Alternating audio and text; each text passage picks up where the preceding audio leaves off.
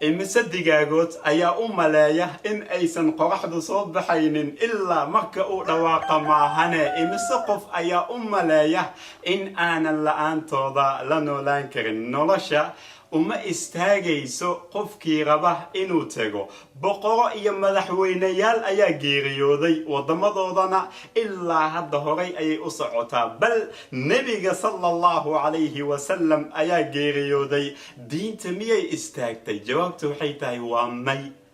ha ka dhigin noloshaada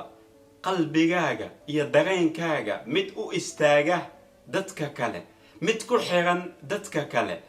hadduu asiga uu tago ama haddii ayada ay tagto waxaa imaanaya waxay tahay qof kale aadan filanaynin qofkii raba inuu kula joogo ha kula joogo qofkii raba inuu kaa tagana 100 mar ayuu mahadsan yahay qofka kaliya mudan inaad u noolaatid waa nafsadaada nolol boqortooyo. Assalamu alaykum.